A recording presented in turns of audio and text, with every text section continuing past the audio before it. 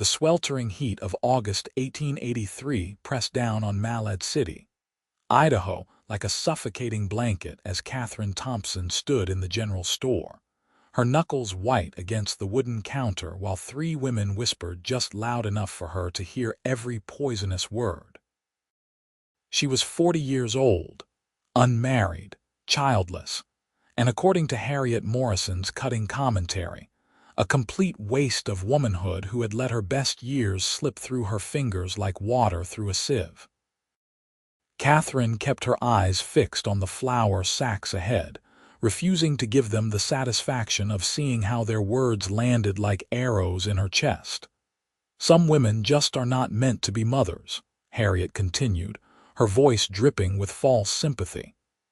"It is probably for the best, really. Imagine bringing a child into the world at her age." Katherine paid for her supplies with steady hands, despite the trembling that threatened to overtake her entire body. She had heard these comments before, endured them for years now, but today they seemed particularly sharp. Perhaps it was because she had spent the morning helping her sister Emily with her newborn son, feeling that familiar ache of longing mixed with genuine joy. Perhaps it was because she was tired of pretending the words did not cut deep.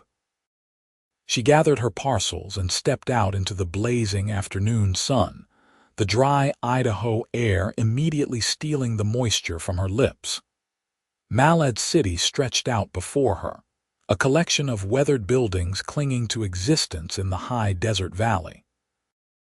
She had lived here her entire life, watched it grow from a handful of structures to a proper town, and lately she had been wondering if perhaps it was time to leave, to start fresh somewhere nobody knew her story or lack thereof.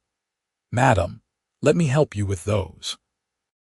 Katherine turned to find a tall man standing beside her, his worn hat shading eyes the color of creek water in summer. He was perhaps 35, with sun-darkened skin and the easy posture of someone completely comfortable in his own body. She recognized him vaguely as one of the ranch hands from the Anderson spread north of town, though they had never been properly introduced. "I can manage," she said, but he was already reaching for the heavier parcels. "Never said you could not," he replied with a smile that transformed his weathered face. "Just offering to make your walk a bit easier. I am Xavier Ashford, by the way. Been working the Anderson ranch for about 6 months now. Katherine Thompson." She allowed him to take some of her packages, surprised by his genuine courtesy. "I appreciate the help, Mr. Ashford." "Xavier, please. Mr. Ashford makes me sound like I ought to be sitting in a fancy office somewhere instead of breaking horses and mending fences." He fell into step beside her as they walked down the dusty Main Street. "Which way are you headed?" "The White House at the end of Oak Street, near the creek." They walked in comfortable silence for a moment before Xavier spoke again. "I could not help but overhear those women in the store. Seems they had a lot to say about things that are none of their business." Katherine felt heat rise to her cheeks that had nothing to do with the August sun. "You heard that, unfortunately. I was in the back looking at saddle gear." He shifted the packages in his arms. "For what it is worth, I think they are fools. You do not even know me. Do not need to. I know enough to recognize small-minded gossip when I hear it." Xavier glanced at her with those remarkable eyes. "A woman's worth is not measured by whether she has children. Anyone who thinks otherwise has been listening to too many old wives' tales and not enough common sense." Katherine stopped walking, genuinely shocked. In all her years of enduring similar comments and situations, nobody had ever defended her so plainly and directly. "That is a rather progressive viewpoint for a cowboy in Idaho." "Maybe so. But I have traveled enough to learn that people are valuable for who they are, not what society expects them to be." He started walking again, and she hurried to catch up. "Besides, Seems to me that being childless at 40 just means you have had 40 years to figure out exactly what you want from life. That is nothing to be ashamed of. They reached her small white house, and Katherine unlocked the door, gesturing for Xavier to bring the packages inside.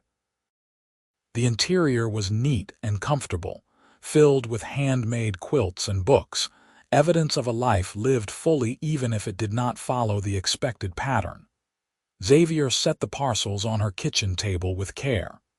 "Thank you for your help," Katherine said, meaning it sincerely.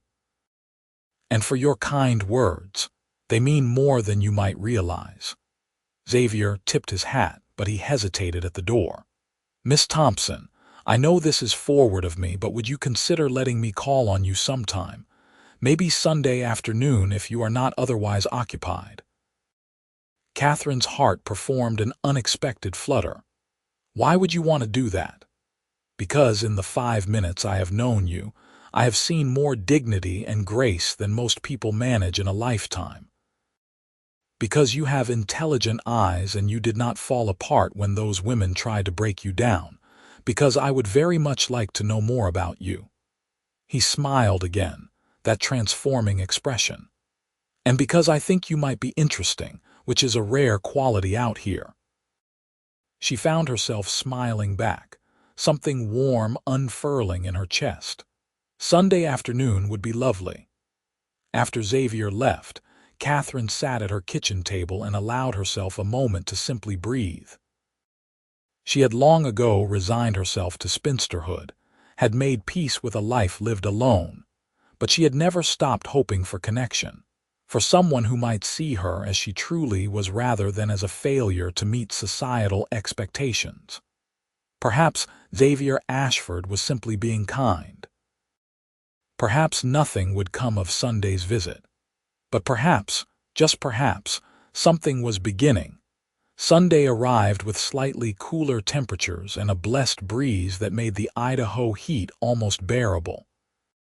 Katherine changed her dress 3 times before settling on a simple blue cotton that brought out the color of her eyes.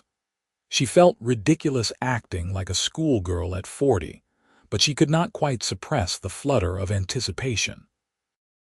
Xavier arrived precisely at 2 o'clock, dressed in clean clothes and carrying a small bouquet of wildflowers that he must have ridden quite a distance to find. "These grow up in the mountains," he explained, handing them to her. "Thought they might brighten your table." "They are beautiful," Katherine said, genuinely touched. She arranged them in a jar of water while Xavier stood in her doorway, respectful of her space and reputation. "I thought we might go for a walk if that suits you," he suggested. "There is a nice path along the creek that should be shady this time of day." They set out together, and Katherine found conversation flowing more easily than she had expected. Xavier told her about growing up in Montana, the son of a horse trader who had taught him to value honesty and hard work above all else. He had spent his 20s drifting from ranch to ranch, learning different aspects of the cattle business and seeing the Western territories before they changed forever. "What brought you to Malad City?" Katherine asked as they walked beneath the cottonwood trees that lined the creek. Herd Anderson was looking for someone with experience breaking horses. "I have always had a way with difficult animals," he grinned. "Plus, I was ready to settle somewhere for more than a season. I am tired of drifting." "At 35, she raised an eyebrow. "Most men your age already have established ranches and families." "Most men are not me." Xavier picked up a smooth stone and skipped it across the creek's surface. "I never saw the point in rushing into marriage just because it was expected. Watched too many couples who married for convention and ended up miserable. Always figured I would rather wait for something real, even if that meant waiting a long time."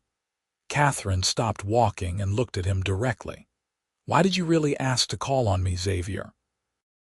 You could have your pick of younger women in town, women who could give you children if that is something you want." He met her gaze without flinching. "You want honesty? Always." Because when I saw you in that store, standing there with your head high while those harpies tried to tear you down, I recognized something. Strength, dignity, self-possession. Those are rare qualities, Katherine, and they do not come cheap. You have lived 40 years as your own person, refusing to compromise who you are just to fit someone else's idea of what you should be. That takes courage. He stepped closer, his voice dropping lower. As for children, I have never particularly wanted them. I like my freedom, my ability to pick up and go if I choose. Always thought if I found the right woman, it would be enough to just have her, to build a life together without needing offspring to validate it. That is an unusual perspective. Maybe, but it is mine. He reached out and gently touched her hand. Those women were wrong, Katherine. You are not less of a woman for being childless. And if you will let me, I would very much like to get to know you better, to see if perhaps we might be something to each other. Katherine felt tears prick her eyes, but they were not tears of sadness. For the first time in longer than she could remember, someone saw her as complete rather than lacking. I would like that too. They continued walking, and the conversation shifted to lighter topics. Katherine told him about her work as a seamstress, how she supported herself making dresses and doing alterations for the women of Malad City, many of whom gossiped about her even as they wore her handiwork. She spoke of her love of reading, her small garden, her contentment with simple pleasures. You sound like you have built a good life for yourself, Xavier observed. I have, Katherine agreed. It is not the life I imagined as a girl, but it is mine. I am proud of it. You should be. The afternoon passed quickly, and when Xavier walked her back to her house as evening approached, Katherine found herself reluctant to see him go. He seemed to share the sentiment, lingering on her doorstep. Would it be acceptable for me to call on you again? He asked. Perhaps next Sunday, if you are free. I would enjoy that very much. So would I. Xavier hesitated, then added, Katherine, I want you to know that I am serious about this, about getting to know you, seeing where this might lead. I am not looking for a casual flirtation. Neither am I, she assured him. I am too old for games, Xavier. You keep saying you are old, but I do not see it that way. I just see a woman who has had time to become interesting. He smiled at her, then tipped his hat and departed, leaving Katherine standing in her doorway with a foolish smile on her face. The next few weeks passed in a blur of Sunday visits that gradually expanded to Wednesday evening walks and occasional Saturday picnics. Xavier proved to be everything his first impression suggested, honest and straightforward, with a dry sense of humor that made Katherine laugh until her sides ached. He never once mentioned her age as a deficit or made her feel anything less than completely desirable. The town, naturally, noticed. Katherine could feel the stares when she walked down the street, heard the whispers that followed in her wake. Harriet Morrison made several pointed comments about desperate old maids throwing themselves at unsuspecting cowboys, but Katherine found she cared less with each passing day. For the first time in her life, she had something precious, something worth protecting from small-minded gossip. It was late September when things shifted between them. The weather had finally broken, bringing cooler temperatures and the first hints of autumn color to the mountain aspens. Xavier had invited Katherine to ride out to a meadow he had discovered while checking fence lines, and she had agreed despite her limited experience with horses. I have got you, Xavier assured her as he helped her mount a gentle mare named Daisy. Just relax and trust her. She knows what she is doing. They rode slowly out of town, Xavier keeping his horse close to hers in case she needed help. But Katherine found she enjoyed the sensation of riding, the rhythm of the horse beneath her, and the vast openness of the Idaho landscape spreading in all directions. They followed a narrow trail up into the foothills, and after about an hour, Xavier led them into a hidden meadow surrounded by golden aspens. "Oh," Katherine breathed, taking in the stunning beauty. "Xavier, this is magnificent. Thought you might like it." He dismounted and came to help her down, his hands steady on her waist. But once her feet touched the ground, he did not immediately step away. Instead, he kept his hands where they were, looking down at her with an expression that made her heart race. "Katherine," he said softly, "I need to tell you something." "What is it?" "I am falling in love with you." The words came out simple and direct, pure Xavier. "I know it has only been a few weeks, but I am 35 years old and I know my own mind. You are everything I never knew I was looking for. You are smart and funny and strong, and when I am with you, I feel like I have finally found home." Katherine felt her breath catch. "Xavier, I am 40 years old. I cannot give you children. I am set in my ways. You could have so much more than what I can offer." "You are wrong." He pulled her closer, his voice fierce. "You are not less, Katherine. You are more. More interesting, more accomplished, more yourself than any woman I have ever met. And yes, you cannot give me children, but I already told you that just means more time for us. More time to travel if we want, to build something together, to enjoy each other without the complications of raising a family.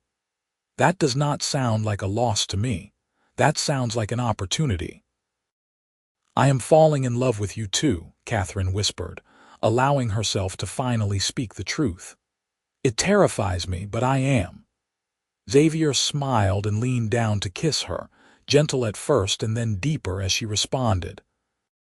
It was Katherine's first real kiss, and she felt 40 years of loneliness and resignation melt away in the warmth of his embrace. When they finally broke apart, both breathing hard, Xavier rested his forehead against hers.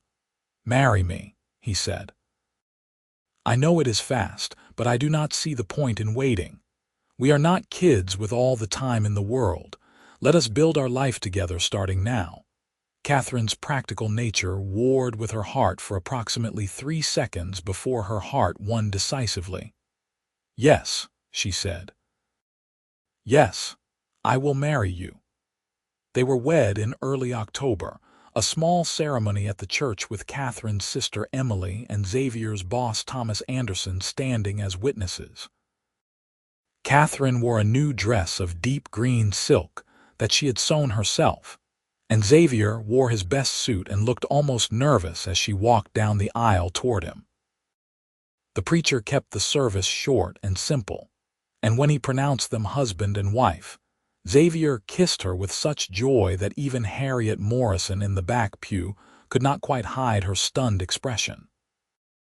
The reception was held at the Anderson Ranch, a celebration that lasted well into the evening with music and dancing and more food than seemed possible. Katherine danced with her new husband under the stars, his arms strong and sure around her, and felt a happiness so complete it almost frightened her. "Having second thoughts," Xavier murmured against her ear. "Not even for a moment," she assured him. My only thought is how lucky I am." He spun her gently, making her laugh. "Though I am looking forward to getting you alone," Katherine blushed but did not look away. "So am I." They spent their wedding night at Xavier's small cabin on the Anderson property, which would serve as their home until they could afford to build something larger. Katherine had worried she might be nervous given her complete lack of experience, but Xavier was patient and gentle, making her feel cherished and desired. When she finally fell asleep in his arms near dawn, she did so with a smile on her face and peace in her heart. The next few months were an adjustment as they learned to live together, to navigate the small frustrations and large joys of married life. Xavier proved to be an easy partner, helpful around the house and appreciative of her cooking. Katherine discovered she loved having someone to talk to in the evenings, loved the warmth of another body beside her in bed, loved the simple domestic pleasures of building a life together. The town gossip eventually died down, though Harriet Morrison and her circle never quite forgave Katherine for proving them wrong. But Katherine found she no longer cared about their opinions. She had Xavier, she had a true partner, and that was worth more than all the approval in the world. Winter arrived with characteristic Idaho harshness, bringing deep snow and bitter cold. The cabin was small but well built, and Katherine spent her days sewing while Xavier worked in the barn or rode out to check on cattle. They developed evening routines, reading aloud to each other from books Katherine borrowed from the town library, playing cards by lamplight, talking about everything and nothing. It was during one of these quiet evenings in January that Xavier brought up something that had clearly been on his mind. "Katherine, I have been thinking about our future." "Oh." She set down her mending and gave him her full attention. "Thomas is getting older, and he has been talking about selling off part of the ranch. There is a section to the east, about 300 acres with good water and grazing. He said he would sell it to me at a fair price if I was interested." Xavier leaned forward, his eyes bright with possibility. "We could build our own place, Katherine. Not a big operation, but enough to support us comfortably. I have some money saved, and with what you make from sewing, we could probably manage the down payment." Katherine felt excitement flutter in her chest. "Our own ranch, our own home," Xavier corrected. "A place that is truly ours, where we can build exactly the life we want." He reached for her hand. "What do you think?" "I think it sounds perfect." They spent the rest of the winter planning and saving, poring over sketches of possible house designs and discussing what cattle breeds would work best for their purposes. Xavier's enthusiasm was infectious, and Katherine found herself dreaming bigger than she ever had before. They were building something together, creating a future that belonged to both of them equally. Spring brought melting snow and new beginnings.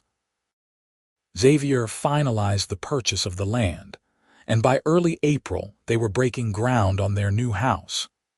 It would be modest by some standards but felt palatial to Katherine, with 3 bedrooms, a real kitchen, and a parlor with large windows facing the mountains.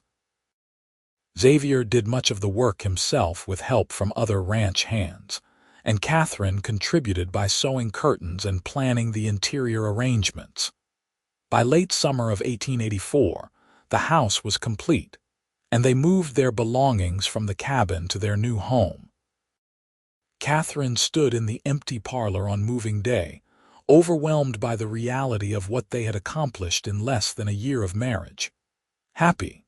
Xavier asked, coming up behind her and wrapping his arms around her waist. "Beyond words," she said honestly.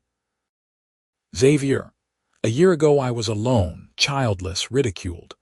Now I have you, I have this beautiful home, I have a life I never imagined possible. How did this happen? You stopped listening to people who did not matter and started believing in yourself," Xavier said simply. "And you took a chance on a drifter cowboy who had the good sense to see how remarkable you are." Katherine turned in his arms to face him. "I love you. I do not say it enough, but I love you so much. I love you too." He kissed her softly. "Now help me figure out where we are putting this furniture before the sun goes down." They settled into their new home with ease, and the ranch prospered under Xavier's careful management. He built up a small herd of quality cattle and gained a reputation for fair dealing and excellent stock. Katherine continued her sewing business, but now she had the luxury of being selective about which projects she took on. Together, they created a life of comfortable sufficiency and genuine partnership. The second year of their marriage brought new challenges. A harsh drought in summer tested their water resources, and they lost several head of cattle before the rains finally came in September. But they weathered the difficulties together, and Katherine found that facing hardship with a partner made it bearable rather than crushing. Xavier never blamed or complained, simply worked harder and found creative solutions to their problems. In the spring of 1885, Emily gave birth to her third child, another daughter. Katherine went to help her sister during the lying-in period, spending 2 weeks caring for the older children and managing the household while Emily recovered. It was exhausting work, and while Katherine loved her nieces and nephew, she found herself grateful to return to her own quiet home at the end of the fortnight. "You ever regret it?" she asked Xavier one evening as they sat on their porch watching the sunset. "Not having children of our own." Xavier was quiet for a moment, considering the question seriously. "No," he finally said. "I think if I had married someone who desperately wanted children, I might have tried to want them too. But with you, Katherine, I do not feel like anything is missing. Our life together is complete as it is. We have freedom, partnership, time to pursue what interests us. That is enough for me. More than enough." "It is for me too," Katherine agreed. "I spent so many years being told I was incomplete without children that I almost started believing it, but I do not feel incomplete. I feel whole." "That is because you are whole." Xavier reached for her hand. "You always were. You just needed someone to reflect that truth back to you." The third year of their marriage brought prosperity. Cattle prices were good, and Xavier's reputation meant he could charge premium prices for his stock. Katherine's sewing business expanded when a wealthy family from Pocatello commissioned a full wardrobe for their daughters, paying handsomely for her skill and discretion. They paid off the last of their land debt, and even began discussing the possibility of buying additional acreage to the south. It was late autumn when Thomas Anderson died quietly in his sleep at the age of 72. He had been a good friend and mentor to Xavier, and his death hit hard. Katherine held her husband as he grieved, offering the comfort of her presence and understanding. Anderson had been a bachelor himself, and he left his entire estate to Xavier in recognition of the younger man's loyalty and hard work. "He must have changed his will recently," Xavier said, still stunned as they read through the legal documents. "Katherine, he left us everything. The entire ranch, all the cattle, the equipment. It is too much." "It is what he wanted," Katherine said gently. "He trusted you to continue his legacy. That is an honor, Xavier. It is also a massive responsibility."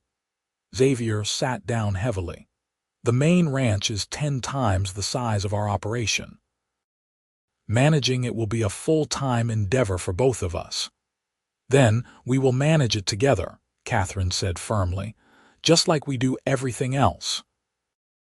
They moved into the main ranch house that winter, though Katherine insisted on keeping their smaller home intact as a retreat when they needed quiet. Managing the larger operation was indeed more work, but they hired reliable help and divided responsibilities according to their strengths. Xavier handled the livestock and land management, while Katherine took over the business accounts and employee arrangements. They made a formidable team, and the ranch continued to thrive under their joint leadership.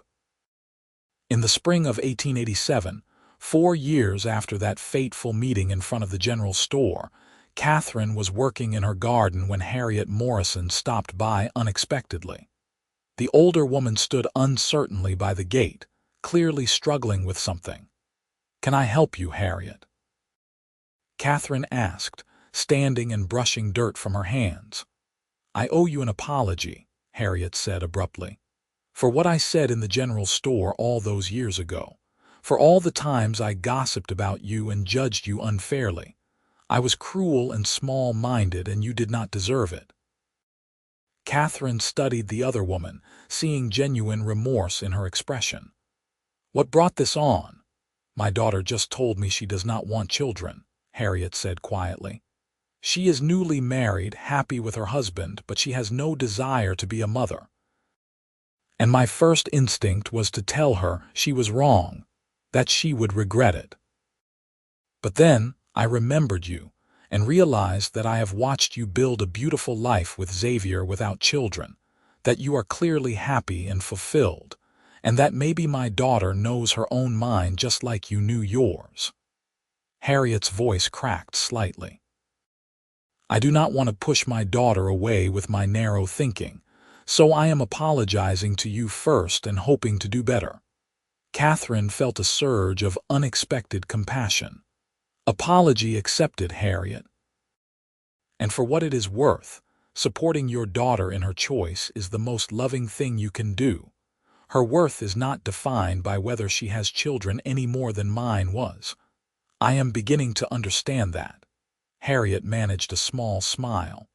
"You have done well for yourself, Katherine. Everyone in town can see it.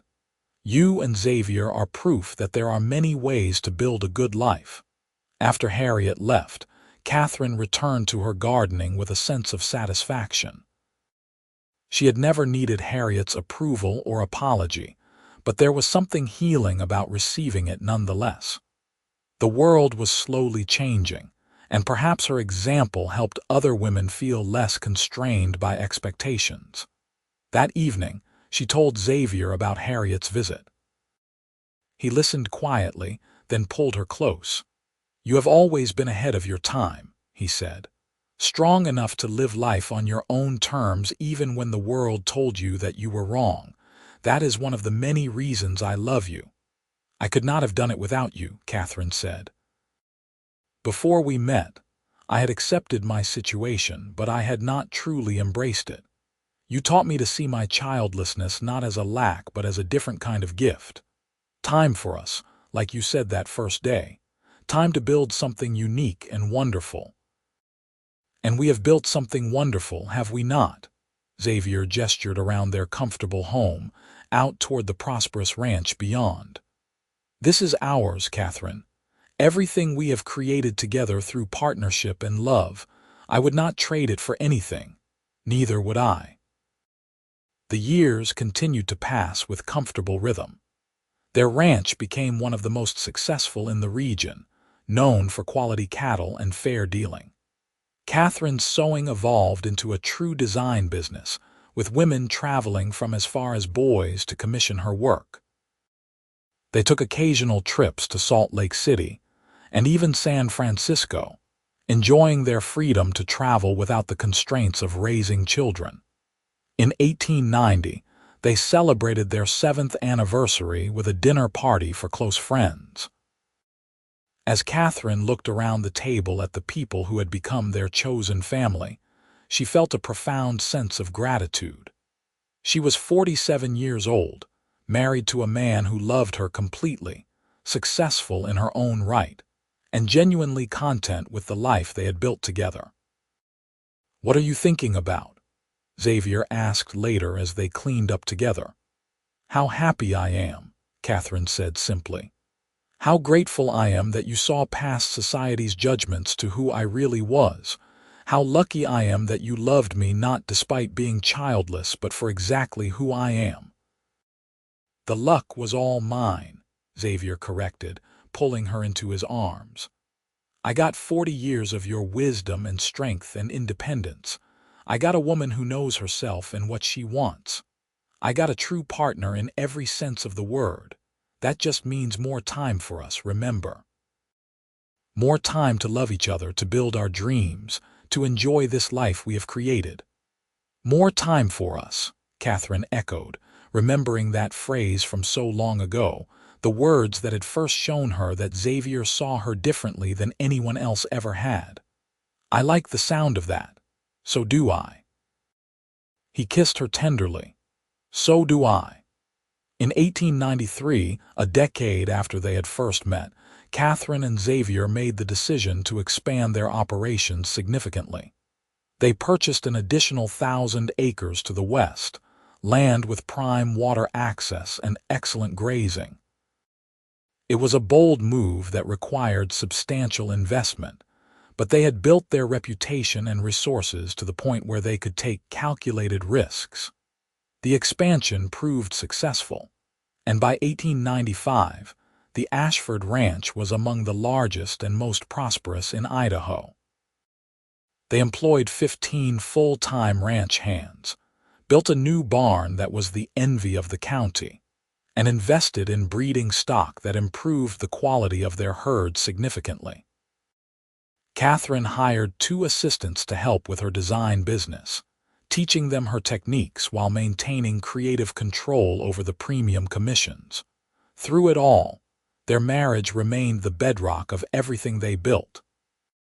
They still took evening walks along the creek, still read aloud to each other on winter nights, still made each other laugh with private jokes and shared observations. The physical passion that had ignited between them never faded, and they remained devoted to each other in all the ways that mattered. As the century drew to a close, Katherine found herself reflecting on the remarkable journey her life had taken. She was 56 years old, a successful businesswoman, a partner in a thriving ranch, and most importantly, deeply loved by a man who had never once made her feel less than complete. The ridicule she had endured in that general store 17 years ago seemed like something from another lifetime, a painful memory that had led to something beautiful. You ever think about how things might have gone differently? She asked Xavier one evening as they sat on their porch watching another spectacular Idaho sunset. He was 51 now, his hair showing silver at the temples, but he was still the same strong, steady man who had carried her packages and defended her dignity all those years ago. "Sometimes," he admitted, "I think about what my life would have been if I had not walked into that store at exactly the right moment to overhear those women being cruel to you. Would I have met you some other way? Or would I have drifted through life never finding what I was looking for?" "I think about that too," Katherine said. "About how close I came to leaving Malad City entirely because I could not bear the judgment anymore. If I had left a week earlier, we never would have met." "But you did not leave, and we did meet," Xavier said, reaching for her hand. "And we built this extraordinary life together. That is what matters." "You saved me," Katherine said softly, "not from poverty or danger, but from believing that I was somehow deficient. You looked at me and saw value where everyone else saw failure. You loved me not despite my age and childlessness, but as a complete person worthy of love and partnership.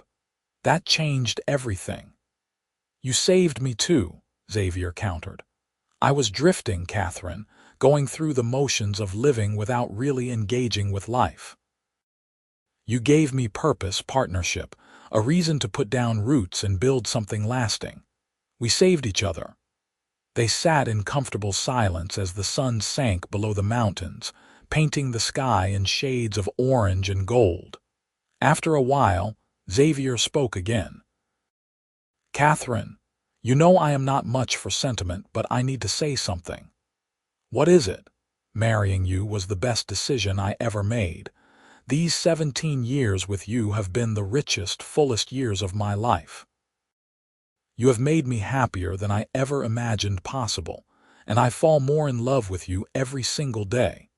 Thank you for taking a chance on a cowboy who had enough sense to see how extraordinary you are." Katherine felt tears slide down her cheeks, but they were tears of joy. "Thank you for proving that those women were wrong, that my life had value and meaning even without children. Thank you for the partnership, the love, the beautiful life we have built together. Thank you for seeing me, truly seeing me, when everyone else looked right through me." Xavier leaned over and kissed her, soft and sweet. "More time for us," he whispered against her lips. "More time for us," Katherine agreed, and in those words was contained everything they had built together, all the love and partnership and joy they had found in each other.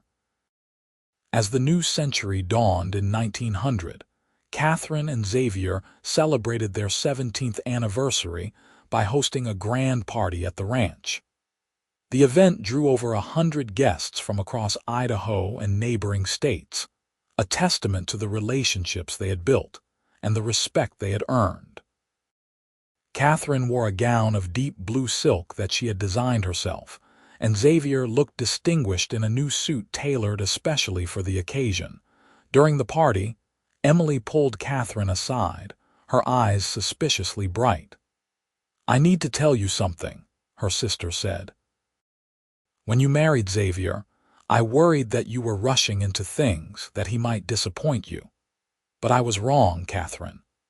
Watching you two together over the years, seeing how you have built this incredible life, has taught me so much about what marriage can be when it is a true partnership. You inspire me." "That means the world to me," Katherine said, hugging her sister tightly.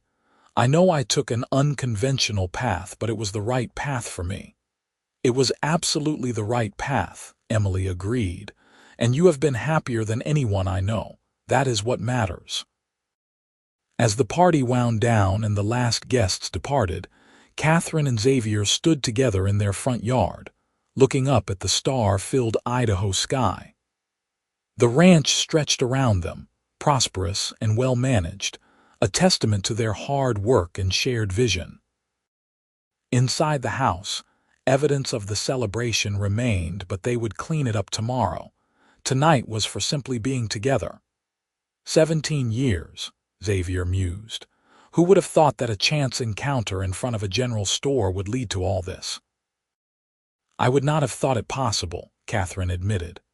"At 40, I believed my life was essentially over, that I had missed my chance at love and partnership.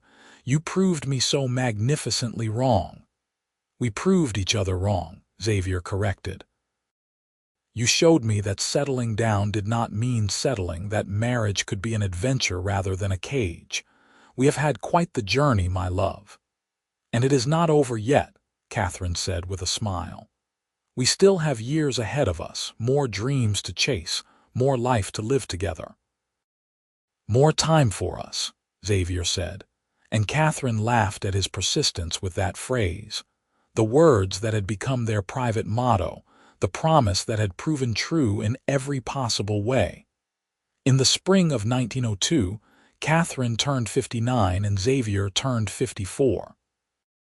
They marked the occasions with a quiet dinner for two, preferring intimacy to spectacle at this stage of their lives. Over wine and candlelight, they reminisced about their 19 years together, the challenges they had faced and overcome, the joys they had shared. "I have been thinking," Xavier said as they finished their meal. "We have worked hard for nearly 2 decades, built something remarkable. What would you think about stepping back a bit, letting the foreman handle more of the daily operations?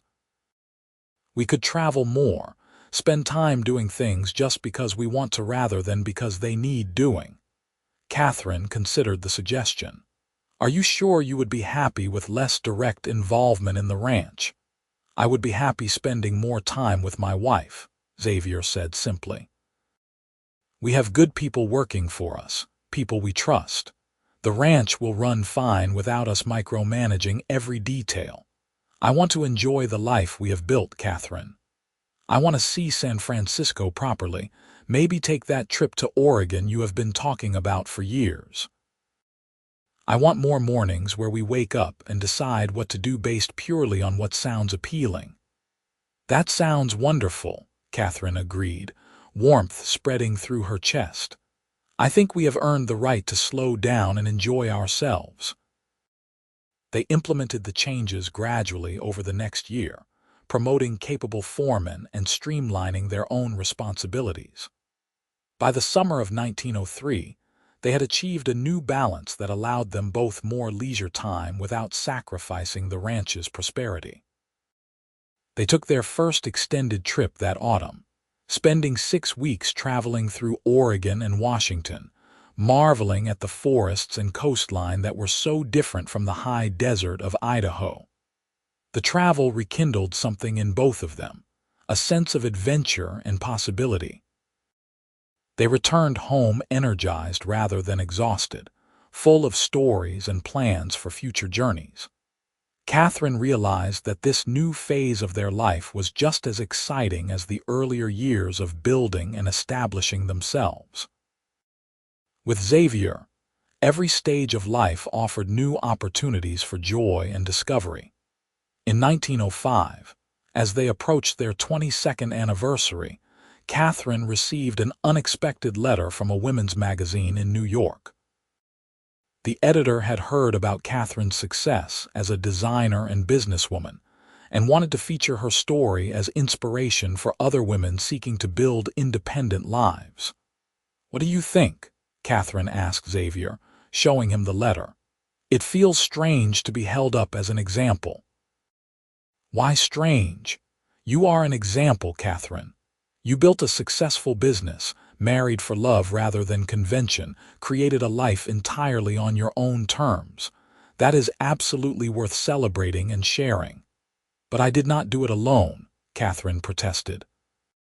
"You were instrumental in everything we built." "Then tell them that," Xavier suggested.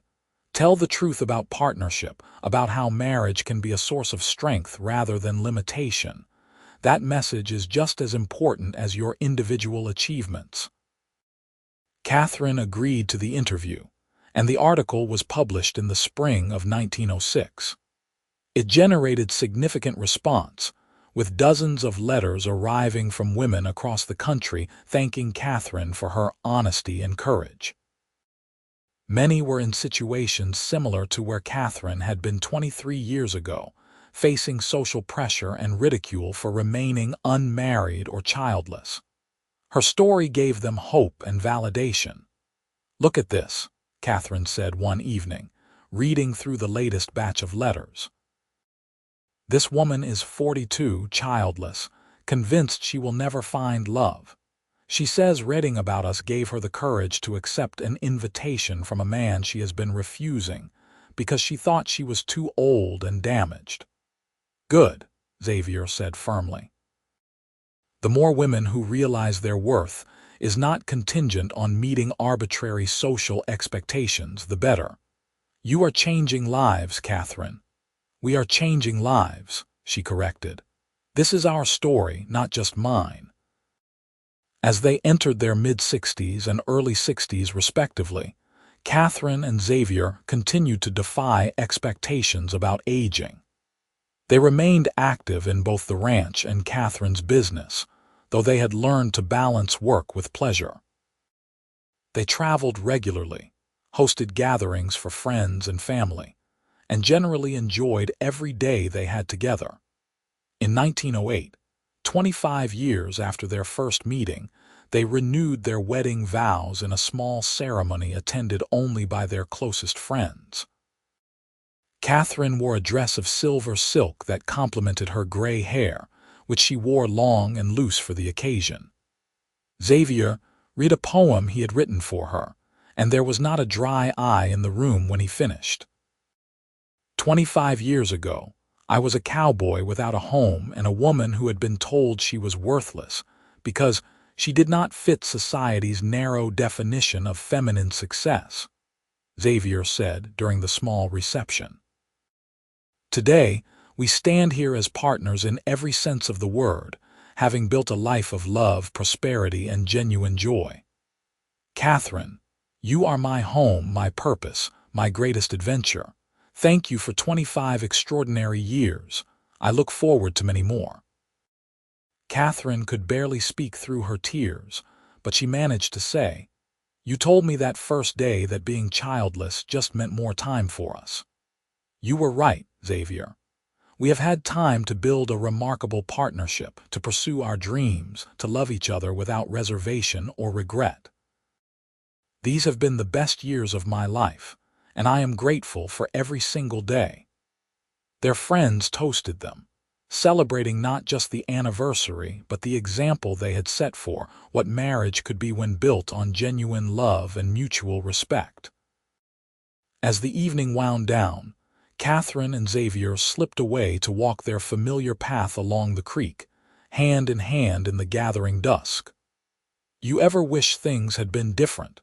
Katherine asked, the question that had come up periodically throughout their marriage. "Not even for a moment," Xavier replied without hesitation. "Every choice we made led us here to this moment, to this life. I have no regrets, Katherine. None at all. Neither do I, she said softly. I used to think being childless at 40 meant my life was essentially over. Instead, it was just beginning. You helped me see that, Xavier. You helped me understand that there are many ways to build a meaningful life, and ours has been full of meaning. They continued walking, two people who had found each other against the odds and built something beautiful together. The creek burbled beside them, the same creek they had walked beside on their first official outing 25 years ago. Some things changed, but some things remained constant: the landscape, the rhythm of the seasons, and most importantly, their love for each other. In 1910, as Katherine approached her 67th birthday and Xavier his 62nd, they made the decision to fully retire from active management of the ranch. They sold the main operation to their most trusted foreman, retaining only their original 300 acres and the house they had built together so many years ago. It felt right to return to where they had started, to simplify their lives and focus entirely on each other. The transition was smooth, and they settled into a comfortable routine that suited this stage of their lives perfectly. Katherine continued to take occasional design commissions from special clients, but mostly she focused on mentoring younger women who wanted to enter the profession. Xavier spent his days raiding, maintaining their small herd of horses, and generally enjoying the slower pace. "Is this what you imagined when you proposed to me 27 years ago?" Katherine asked one afternoon as they sat on their porch, her head resting on his shoulder. "I imagined loving you," Xavier said. "I imagined building a life together. The specific details did not matter as much as the partnership. But yes, this is exactly what I hoped for. Growing old with you, still finding joy in simple moments, still grateful every day that you said yes." "I will always be grateful I said yes," Katherine murmured. "You gave me everything I never knew I needed. Love, partnership, proof that my worth was inherent rather than conditional. You changed my entire world, Xavier." "We changed each other's worlds," he corrected gently, a familiar refrain between them. "That is what real love does. It transforms both people, makes them better and stronger and more fully themselves." They sat in peaceful silence, watching the afternoon light paint the mountains in shades of gold. After nearly 3 decades together, they had achieved something rare and precious. They had built a marriage based on genuine equality and respect. They had prospered without sacrificing their values or each other. And they had proven that a life without children could be just as rich and meaningful as any other. As evening approached, they went inside together to prepare dinner, moving around their kitchen with the easy synchronization of long practice. Katherine made fresh bread while Xavier prepared vegetables from their garden, and they worked side by side, occasionally touching or exchanging smiles, comfortable in the life they had created. After dinner, they sat by the fire and read together, another familiar routine that never grew old. Katherine looked up from her book at one point to find Xavier watching her with an expression of such profound love that it took her breath away even after all these years. "What is it?" she asked softly. "Just appreciating how lucky I am," he replied. "How beautiful you are, how much I love you, how grateful I am for every moment we have had together." "The feeling is entirely mutual," Katherine assured him, setting aside her book and moving to sit beside him on the sofa. He wrapped his arm around her shoulders and she nestled against his chest, listening to the steady beat of his heart. "More time for us," Xavier whispered, and Katherine smiled. "Always more time for us," she agreed. They sat together as the fire burned low.